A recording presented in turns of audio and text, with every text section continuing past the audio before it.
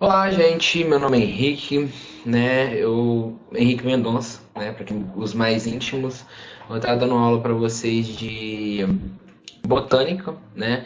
Eu e o professor Gabriel Araújo, ele fez esse slide, né? E vou estar apresentando aí para vocês, né? De uma forma mais resumida, tá? É, Lembrando que podem comentar aí, né? Quem tiver alguma dúvida pode comentar. E vai ser uma aula bem rápida. Eu coloquei aqui, né? Desse lado aqui, para vocês me verem, tudo normal, tá? E o que acontece? Toda hora que eu for mudar o slide, eu vou ter que voltar, porque aí a imagenzinha ela vai sair, então eu vou ter que colocar de novo, né? Então deixa eu mudar aqui, voltar aqui de novo, né? Para começar, né? As plantas e o ambiente, onde que elas estão, né? Onde que as plantas estão, né? Elas, assim, em todo momento elas estão no nosso dia a dia, no nosso cotidiano, né? Você sai na rua, você vê uma planta, ou dentro de casa, às vezes sua mãe tem planta, né? Então, ou seja, as plantas estão em vários locais, né?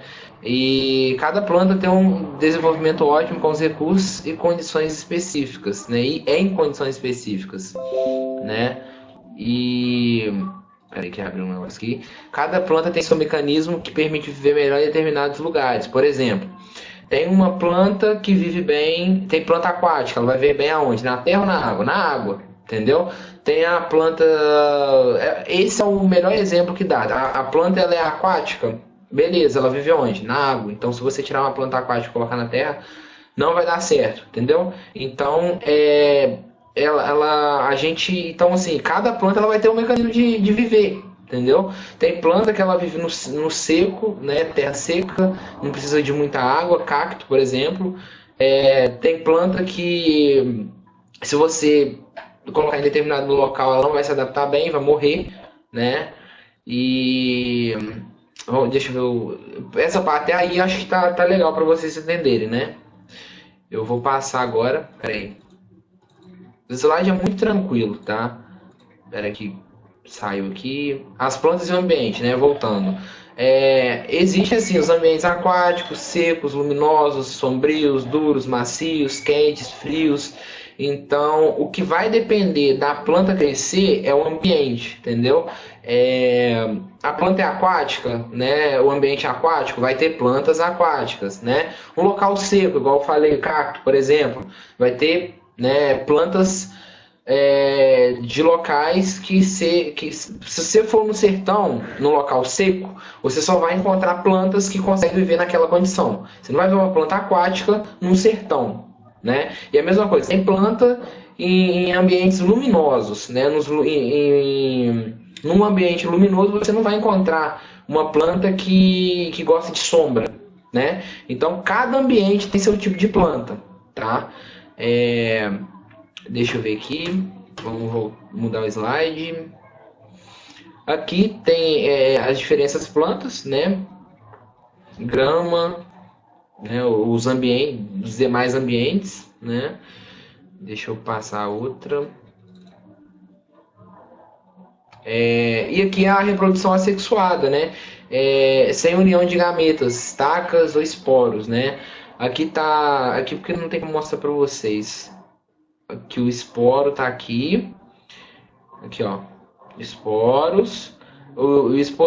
Esporângios que fala, né? Aqui, ó. Deixa eu mudar aqui. Então, a reprodução sexuada, ela é com a união de gametas, as sementes, né? Cada gameta é produzido por um tipo de órgão, masculino ou feminino.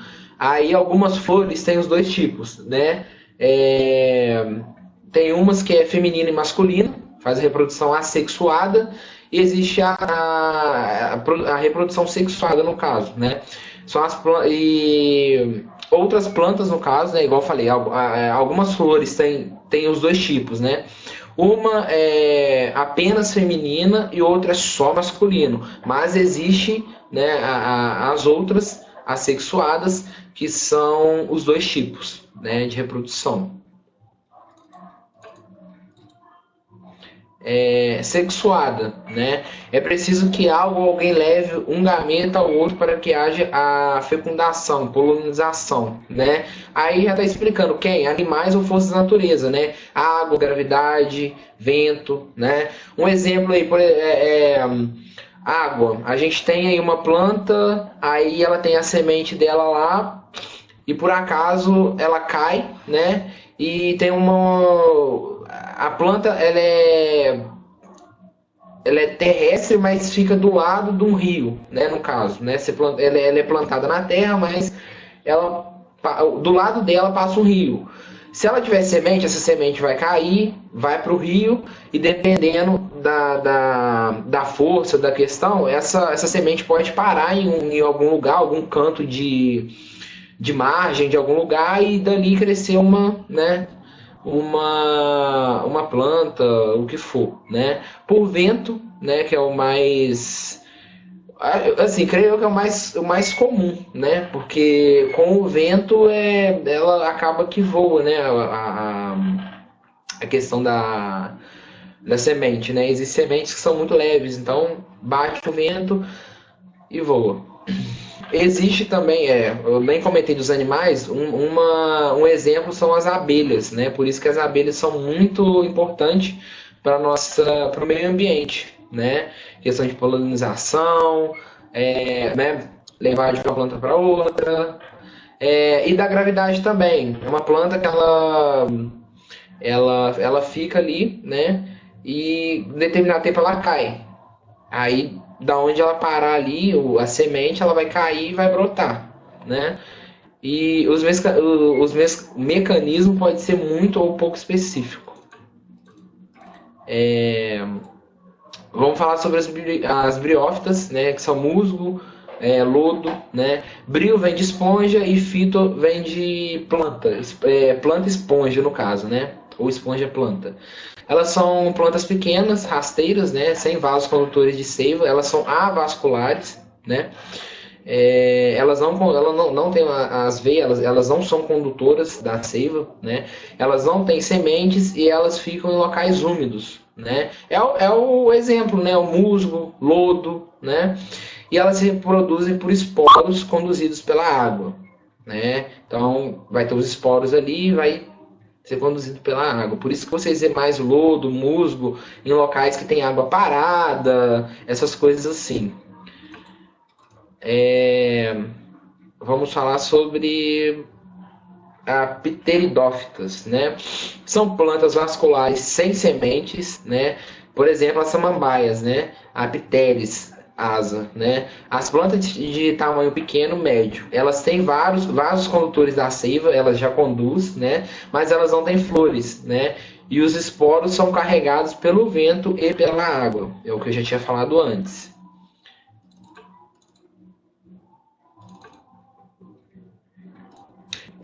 Aí tem um exemplo aí, né? Tá aqui, ó. É porque, gente, deixa eu ver se eu consigo. Acompanha o meu mouse aqui, ó.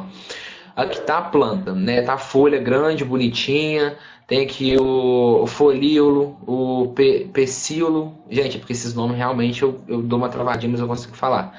Pecíolo. Tem a folha jovem que tá acabando de nascer, entendeu? Tem o caule, tem as raízes aqui, ó.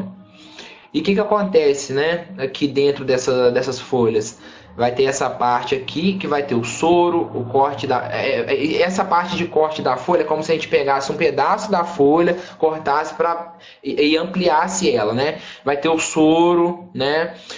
Aí abrindo o soro ali, né? Dando zoom. A gente vai ter o esporângios, né?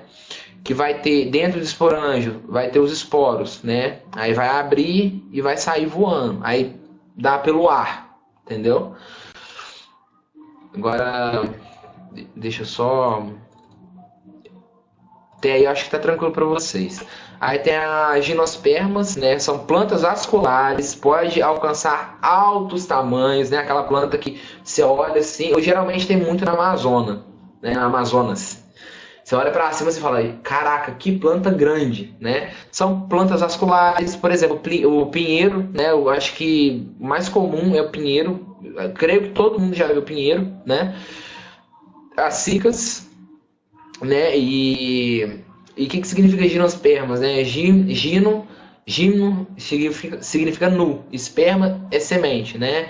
Ou seja, é semente nu, ou nu semente, né? Resumindo cientificamente. E ela apresenta semente sem fruto, né? Eu vou dar um exemplo aqui de semente, por exemplo, aqui, ó. Semente sem fruto. Entendeu? Por exemplo, o pinhão, aqui, ó. Um exemplo aqui, o pinhão, né? Deixa eu ver aqui. Aqui vai estar falando aqui também. Deixa eu mudar aqui. Ó, a semente, ó. Aqui tá a semente, né? Aqui tá o desenho dela toda. Segue o mouse aí, gente, ó. Tá aqui todo. Dentro da semente tem essa daqui. A gente dando zoom, a gente vai ter o revestimento da semente que vai proteger. Ela vai ter uma reserva nutritiva, como se fosse um carboidrato, né? E dentro dela vai ter um embrião, né? E aqui ela vai crescendo. Aqui tá o exemplo, ó. Ela pequenininha, como se fosse um ovo, gente, um ovo não. É uma semente. Acho que creio que todo mundo já plantou semente de feijão. É quase a mesma coisa. É a mesma coisa, né? Quase a mesma coisa. Ele vai devagarinho, tem sua forma evolutiva e vai indo, né? O embrião tá aqui, a reserva nutritiva, revestimento, né? A angiospermas, né? Plantas com frutos, agora já é com fruto. Antes, né, era a gimnospermas, elas são, ó, vou até voltar para vocês verem aqui, ó. Elas são plantas vasculares, né? E ela apresenta semente, só que elas não têm fruto. Semente, mas não tem fruto, tá bom? Agora vamos falar sobre angiospermas, que é plantas com frutos, né? Elas são vasculares, têm semente, tem rica diversidade, né? Aqui vai ter algum exemplo, mas eu vou falar, igual tá aqui na foto, por exemplo, banana, uva, maçã, abacaxi, né? Aqui tá um exemplo, né, do angiosperma. Tem a raiz, tem o caule, tem a flor, já tem o fruto, tem a folha, né? Tudo bonitinho aqui.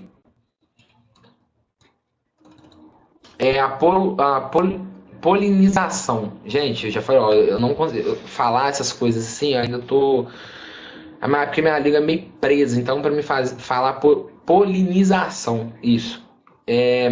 Quem vive perto da planta, né? A gente tem que ver, borboleta, aves, peixes, mamíferos, né? Como que eles vão interagir com essa planta, entendeu? É sobre atração, é alimentação, é a polinização, né? E existem diversas cores, né? Texturas, formatos, cheiros, sabores das plantas, né? E deixa eu ver aqui se tem alguma. Não, não tem não. Eu vou comentar aqui com vocês. Por exemplo, a abelha, ela vai ter uma. Eu vou falar sobre a abelha ou as borboletas, porque, por exemplo, é o que está ali na foto ali, né? A abelha ali, a borboleta e. Gente, isso me deu um branco aqui. A borboleta e a. São a borboleta, aves, peixes, mamíferos que tem. Tá, beleza. Como que a borboleta vai interagir com uma planta? Entendeu? Ela vai comer a planta, ela vai se alimentar, ela vai simplesmente polinizar essa planta, né? Então, assim, existe essas diferenças, né? Depende do animal, depende da planta, né? Geralmente o mais comum a interação de uma abelha com outras plantas, né? Porque ela ocorre a polinização, que é o mais importante, né? Sem as abelhas, eu acho que a gente não, eu acho não, sem as abelhas é muito, assim, muito pouco provável que a gente fique com poucas espécies, né, de planta, porque a abelha faz um papel muito importante, né, na polinização. E tem aqui de novo as técnicas de dispersão, né? Diferentes frutos atraem diferentes consumidores, né? A zoocoria, os animais, né? Por exemplo, eu vou dar um exemplo que está ali na foto. O morcego está comendo alguma planta que eu não sei qual que é. Essa planta ela vai atrair o morcego, né? E dessa planta ele vai comer e pode ter a dispersão da semente, entendeu? Então, por causa dessa dispersão, pode brotar uma planta a partir da dispersão dessa semente, entendeu? Aí eu vou falar mais para frente aqui também para vocês verem, ó. Ó, as técnicas de dispersão, a autocoria, né, da própria planta, ela mesmo se dispersa, né, ela própria cai, né?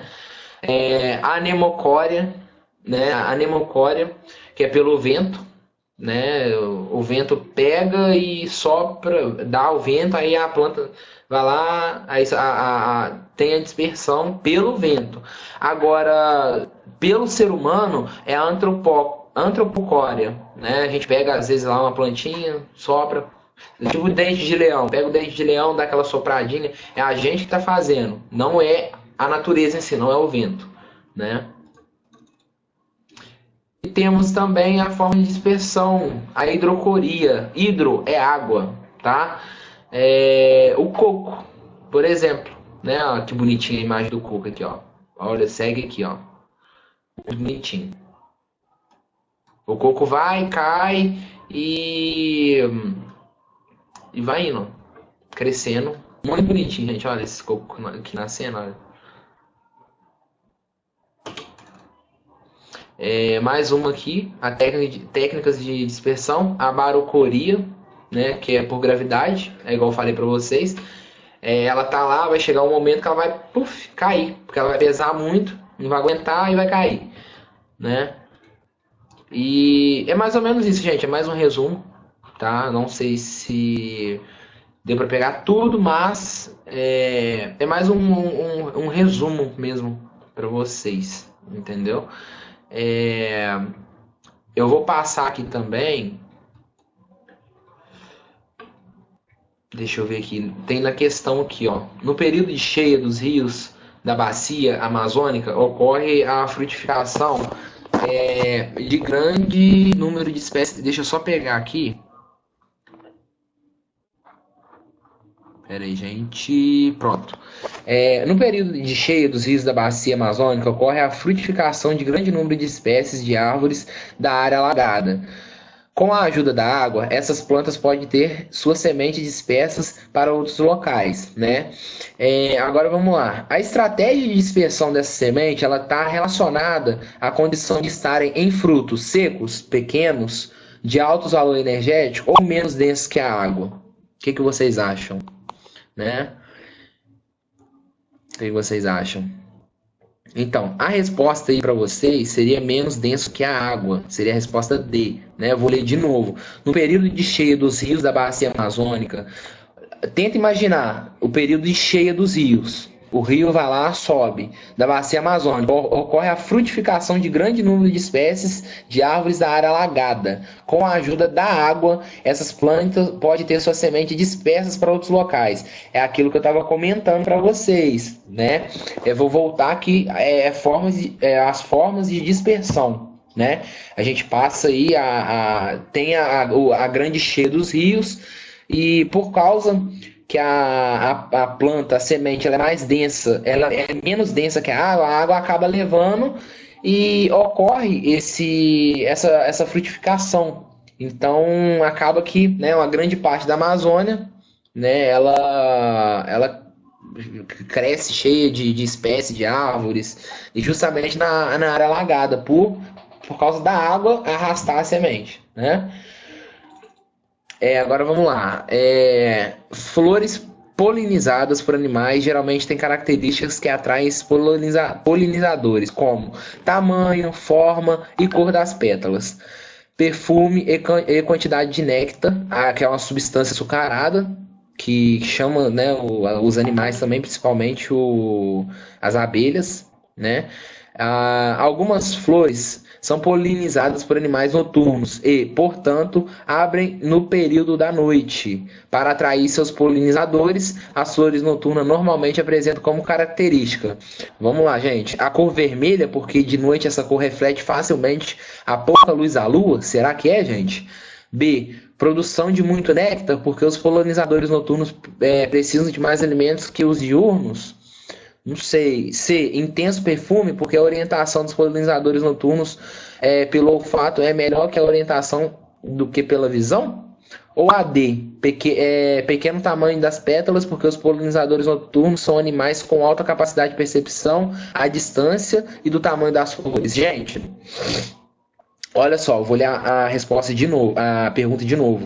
Flores polinizadas por animais geralmente têm características que atraem esses polinizadores, como tamanho, forma e cor das pétalas, perfume e quantidade de néctar, que é a substância açucarada, né? Então, assim, gente, o que acontece? O que chama mais esses animais são o néctar, né? Então, é a letra. Deixa eu ver aqui. São pelo néctar, né? E pelo perfume, pela cor, forma, tamanho. Então, o que vocês acham que é? Então, gente, é a letra C, tá? A letra C, pelo intenso perfume. Por quê? Eu já me perguntar, professor, mas por que pelo intenso perfume, não pelo néctar, né? Porque o néctar, ele é como se for, é uma substância açucarada que ela pega e chupa, né? Pega, por exemplo, a da abelha, né? Pega o néctar, beleza. Mas o que acontece? O intenso perfume, ele atrai mais, a planta atrai mais. Entendeu? Porque a orientação dos polinizadores noturnos é pelo olfato e é melhor do que a orientação pela visão, ou seja, eles têm um olfato melhor. Por isso que ele sente o intenso perfume e vai lá para poder polinizar essas flores, né? Deixa eu ver aqui. E obrigado. Só que tem outro também, outra questão. A goiaba é uma fruta saborosa, apreciada por muitos animais, como maritacas e jacus, também apreciadas pelos seres humanos. Faz muito bem para os cabelos, para a pele, para o sistema reprodutivo. E assinale a alternativa que melhor descreve a planta da goiaba. Vamos lá, gente. Peraí, deixa eu ver aqui. É uma gimnosperma que se dispersa principalmente por anemocória. Será? Será que é uma angiosperma que ela se dispersa principalmente por zoocoria? Ou ela é uma planta avascular e ela se dispersa com a ajuda dos animais? Ou ela é uma planta vascular que se dispersa com a ajuda de abelhas? Aqui tá com. Não é com uma ajuda, não. É com espaço a ajuda, tá, gente? Isso aqui é porque deu um. Com espaço a ajuda de abelhas. O que vocês acham que é?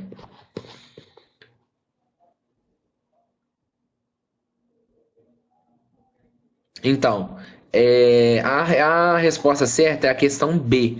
Ela é uma angiosperma, né? Que ela se dispersa principalmente por zoocoria, né? Aí vamos voltar aqui. Deixa eu mostrar para vocês. Cadê? Deixa eu achar. Cadê?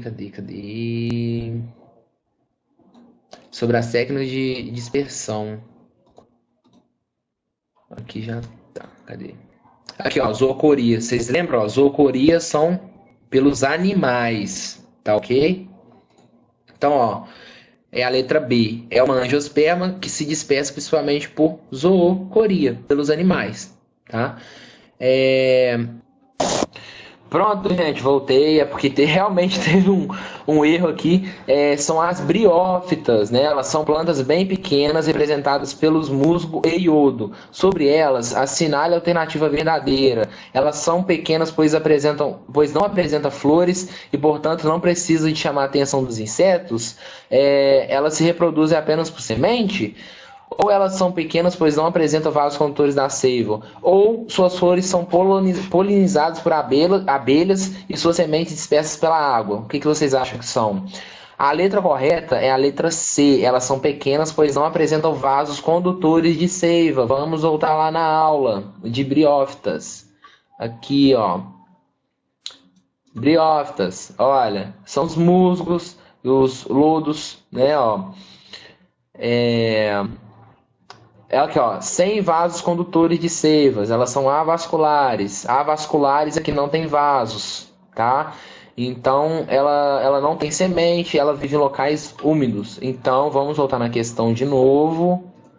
Ó, elas são pequenas, pois não apresentam vasos condutores de seiva. Essa é a resposta correta, né? Então, muito obrigado, né, por esse tempo que esse pequeno tempo que vocês teve por ver a aula.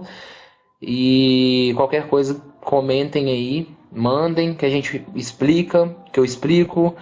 E muito obrigado, e vou fazer mais aulas. E agradeço mais uma vez aí o Gabriel por estar fazendo o slide, né?